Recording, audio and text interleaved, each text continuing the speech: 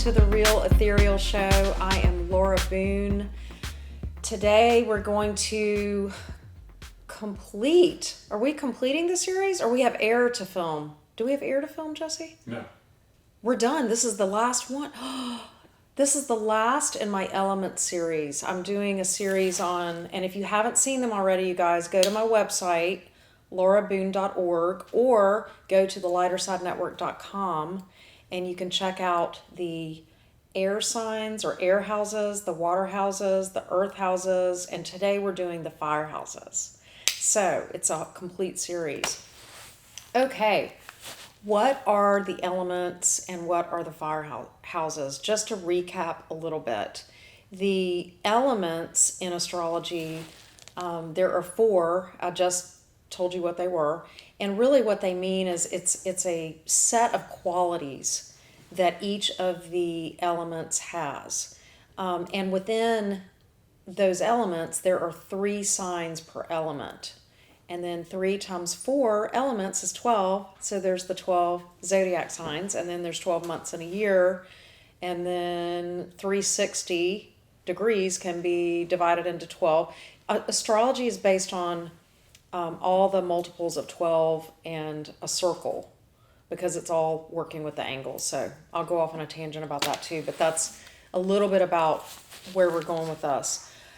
Okay, so what is fire, and what are the fire signs, and what are the fire houses? Now, I don't have this with me now, but Jesse's going to put it up on the screen, a chart showing you the 3 houses highlighted. They are house 1, which is right at the Ascendant. The Ascendant starts at the first house. The second one is the 5th house.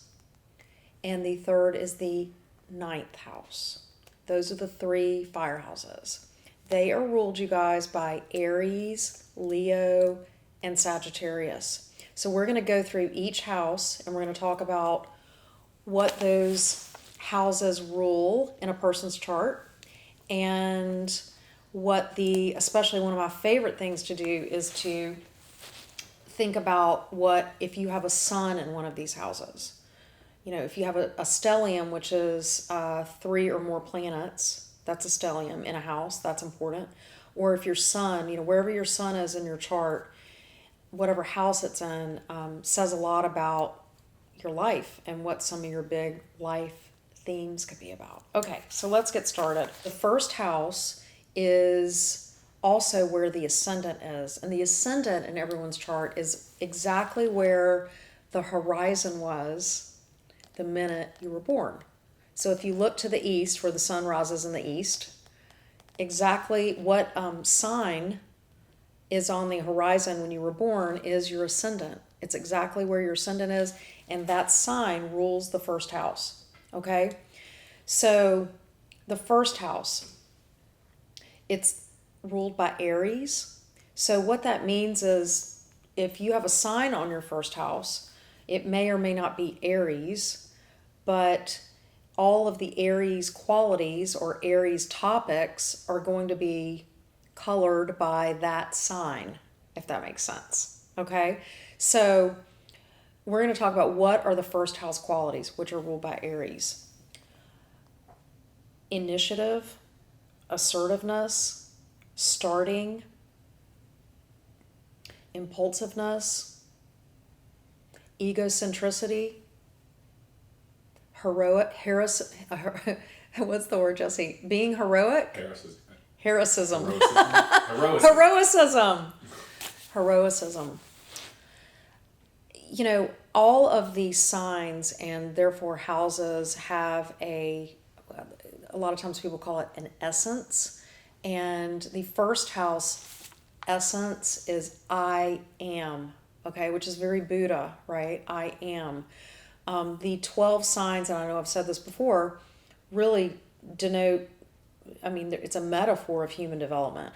So if Aries is first, Aries is the infant. The first house is the infant phase. So it's all of the attributes, and as well as blind spots that the psychology of infantilism has, okay? The good parts of that are It's your relationship with yourself. That's the first house, your relationship with yourself. It's your identity.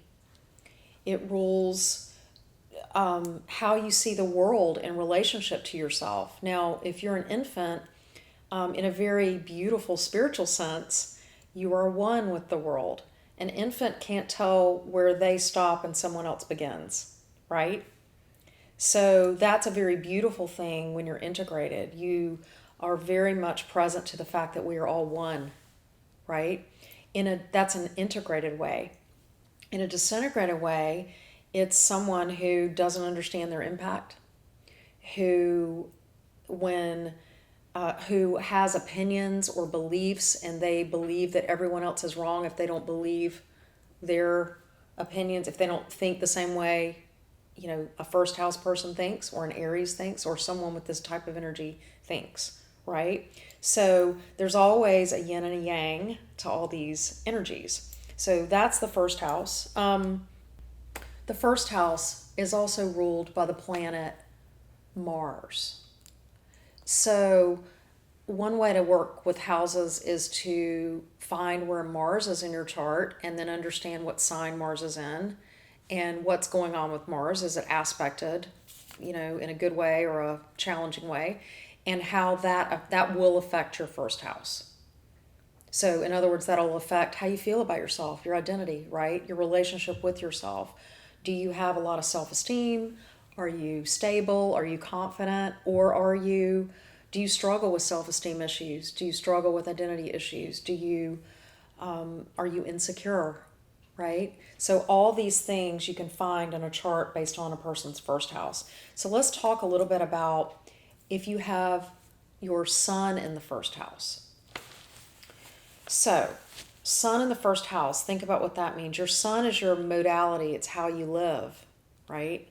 So if a sun is in the first house, the first thing I wonder, depending on what sign it's in, like if that person's sign was in Leo, which means probably their ascendant's in Leo, or Aries even, or Libra, or some of these signs, I would wonder, egocentric, arrogant, potentially think a lot of themselves, right? It's very myopic. It's narcissism, right? If that sun is aspected poorly in a first house, I would look for narcissism, arrogance, not really being able to see that, there's a world out there and the world doesn't revolve around me, right? Think about that. The sun, everything revolves around the sun, you guys.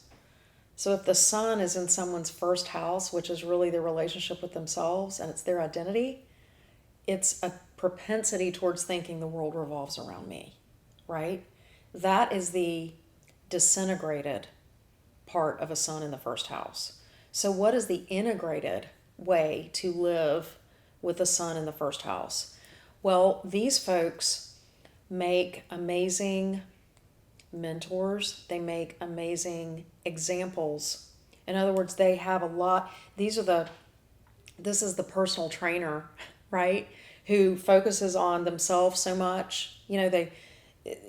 Somebody with a disintegrated sun in the first house could work out too much, look in the mirror all the time, constantly. Everything has to be perfect about themselves. Well, think about that in an integrated way.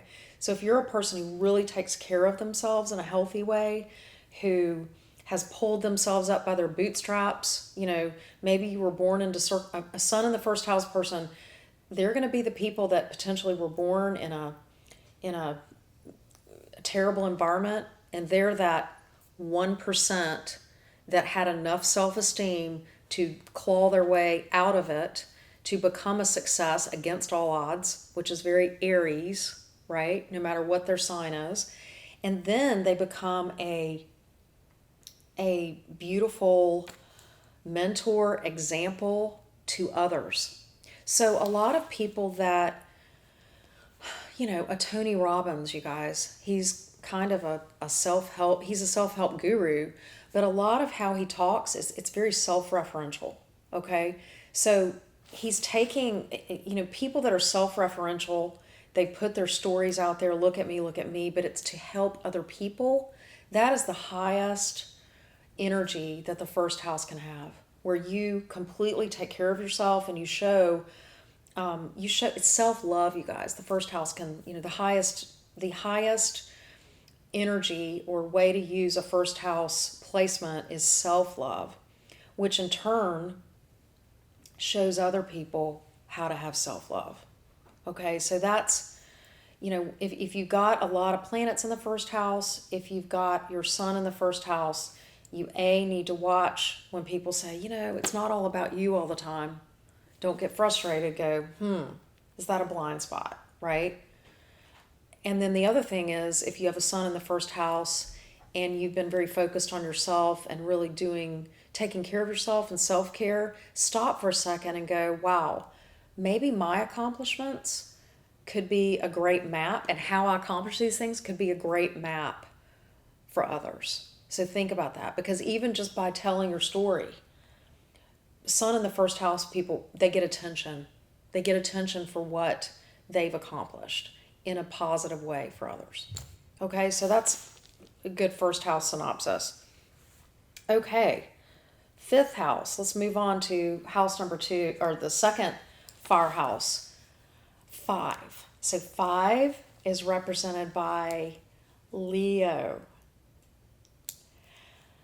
Yes. So what does the 5th house have to do with? Well, you can imagine it has to do, first of all, the part of the body that it rules is the heart, right? So if it's badly aspected, or it's aspected with medical, like a medical aspect, especially to the 6th house or to a planet that would affect you medically, or the 8th house, you could have heart issues.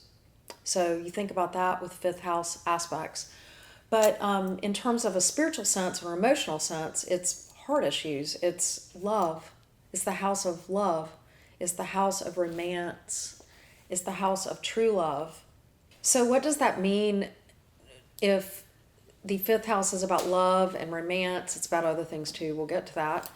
But when a planet like Jupiter is transiting your 5th house, or a planet like Venus, the planet of love, is transiting your 5th house, though, Jupiter expands whatever it goes through, and Venus just sprinkles that kind of love fairy dust on whatever it's going through. So imagine that going through the 5th house of love. It's like, fireworks going off, you get the butterflies, you're meeting people in the line at the Costco, and you're like, oh my gosh, all that sexual attraction, romance, magical kind of things that happen between people in a romantic way. All that stuff the volume gets turned up. I had a client the other day who has Jupiter getting ready to transit through his 5th house, and I was like, are you dating anybody? He's like, no. I'm like, well, get ready, because it's an attraction. Whenever you've got something good going through that 5th house, that's when, I look at people. 5th and 7th house, I'm like, you might meet somebody. That's when you get on the dating websites, get on Bumble or Match or whatever your thing is, when you've got Venus or Jupiter heading into your 5th house. It's like, what do I say? You're putting off a scent. And people who have permanent yummy planets like that in their 5th house, they are attractive people. Even if it's just energetically, they constantly attract that kind of thing. So we talked about the essence of the 1st house was Aries, which is I am. And we talked about how all of these houses are different phases of development, if you will. The 5th house, I would say, teenager, I really would say it's the teenager. It's the hormonal, dramatic, falling in love with everything, libido through the roof, teenager. 5th house rules all of that. So what does a person with the sun in the 5th house, what's their thing in life? Fun. It rules creativity, by the way, you guys. Creativity, fun, romance, drama. 5th house is ruled by Leo, the heart, Leo, all about drama. And let me get back to what I was saying. The essence of the house is the Leo essence, which is I show or I will interchangeably. So it's very much about look at me.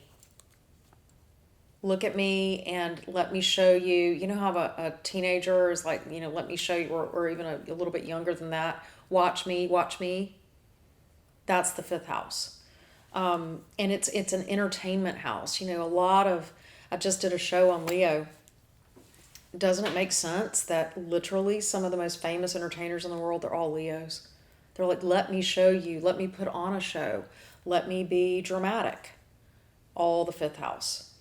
A sun in the fifth house person too, I have people come to me and they'll have a sun in the fifth house and their Saturn is somehow, which is a very big work planet, or their Mars is well aspected to that sun in the fifth house. And I'm like, what do you do for a living? And some of them will look at me and just the light kind of leaves their eyes and they're like, I'm an accountant, or, I'm a banker. And I'm like, what are you thinking? Like, people with a sun in the fifth house, they know how to have fun and they can make having fun their business.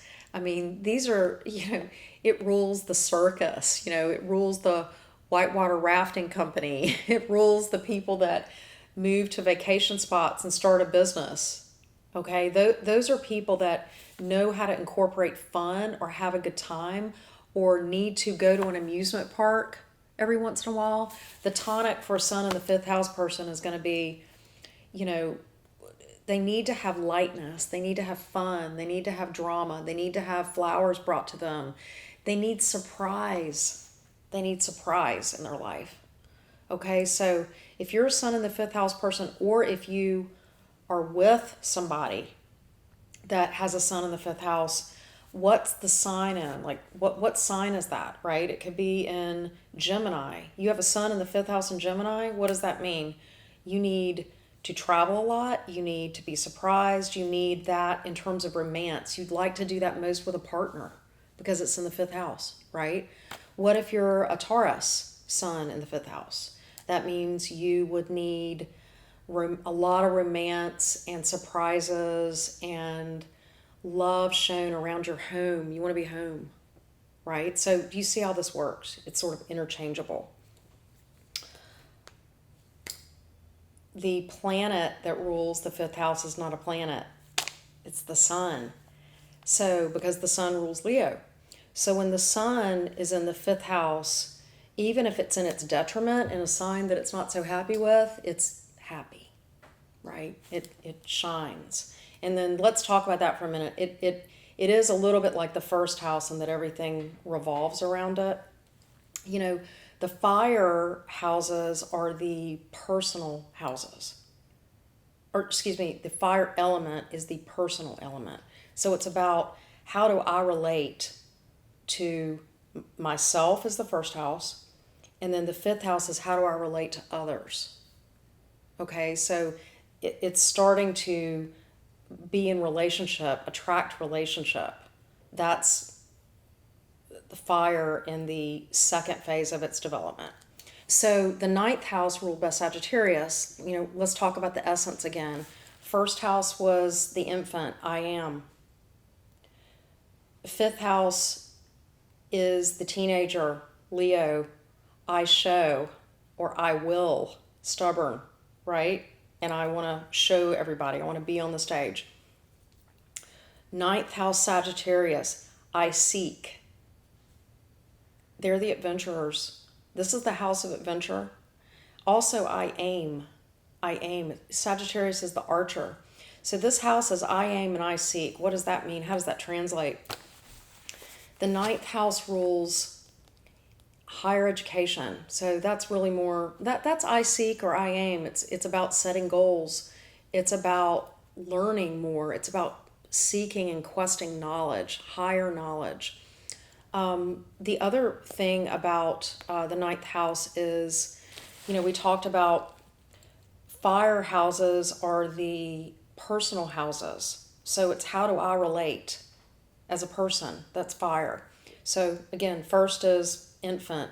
How do I relate to myself? Fifth house is teenagers. How do I relate interpersonally with other people? I'm starting to be attracted to or attract relationships. Ninth house is transpersonal. Okay, so all the upper houses are transpersonal houses. That means, how do I relate to my world? How do I relate to my world? So you're going from infant to teenager to world. So Sagittarius and ninth house issues are other countries, other languages, higher education, higher knowledge, travel. You know, we talked about Gemini in the third house, and the air houses is also a house of travel, but it's more short travel. And it's more travel for the sake of being restless and moving around and needing a new environment. Ninth house, that's not the kind of travel we're talking about here, you guys. We're talking about travel to immerse yourself in another culture, travel to understand your world a little bit better, travel to see all these different parts of the world, right? So whenever somebody comes to me and they have a sun in the ninth house, wow, I've really enjoyed meeting some of these folks. And I feel like once these people, I've seen kind of light bulbs go off with some of these folks that have a sun in the ninth house. If they have not traveled a lot, or if they have not, if they don't have higher degrees, when I let them know these are probably topics that would be very interesting to them, it never fails. You know, they're always like, I've always really, my dream is to go to XYZ country. Or my dream is to quit this job and go get my graduate degree in no, right? Whatever it is. So permission granted to all the sun in the ninth house people.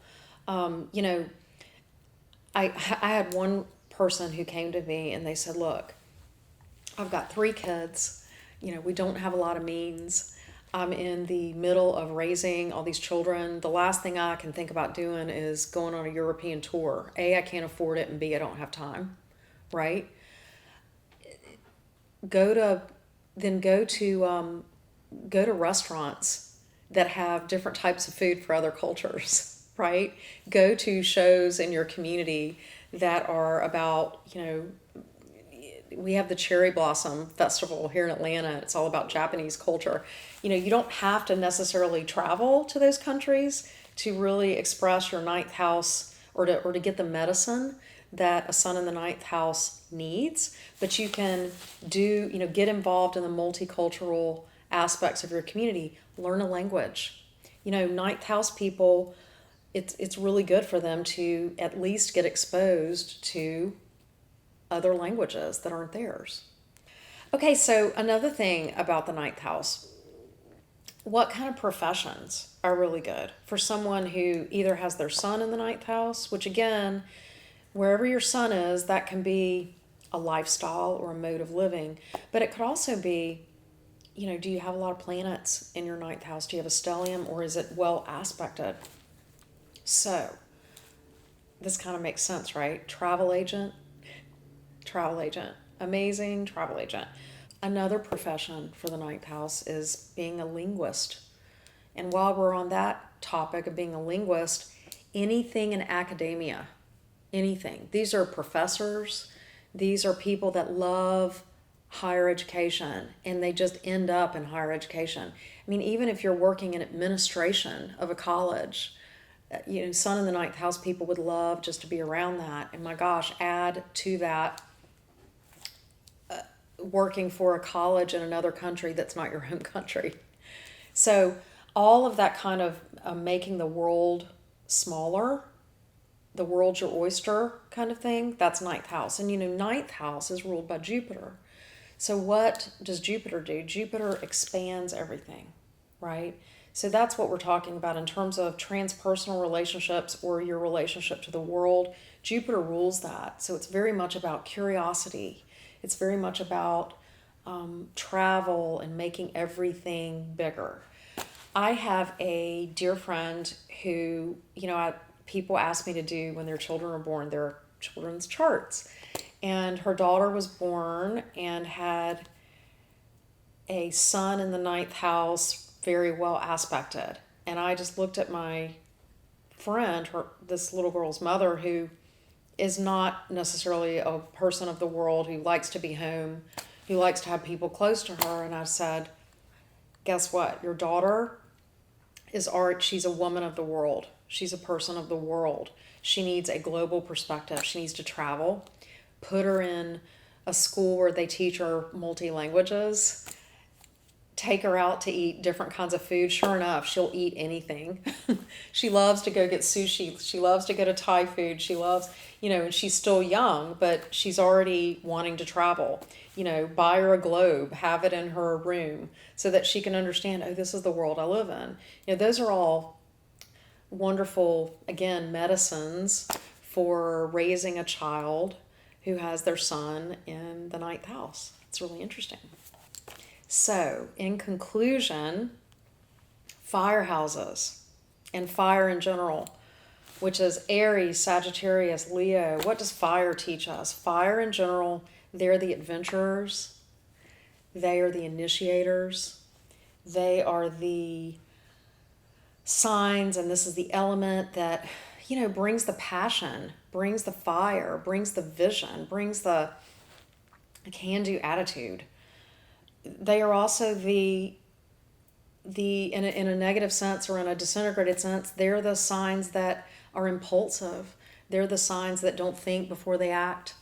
They're the signs that can burn everything down with anger or with passion. So, the main planets that rule them are the Sun and Mars and Jupiter, right? Those are all very fiery and big influences. So if you are a fire sign, or if you have a lot of fire in your chart, think about, how do I channel this positively? Ask people around you, what is my impact? Get feedback on what your impact is. If you can get those awarenesses down as a habit, the world needs you. The world needs your medicine. The world needs the fire signs to keep it lively, keep it dramatic, keep it fun, keep it fresh, and have that courage to start new things. So that's what we need from our fire signs. If you don't have a lot of fire in your chart, think about what you can get from these. I need to be more brave. I need to be more courageous. I need to take more risks. The fire signs are the risk takers. So all of that is necessary in moderation. So thank you, fire signs.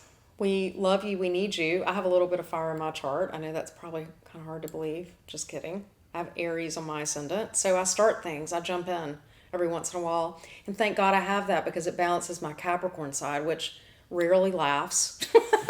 See, the laughing is Aries. The non-laughing and the organization and efficiency is my Capricorn. So anyway, we thank you, fire signs. We love you. Thank you, viewers, for being here. And we'll see you next time. Thanks for joining me.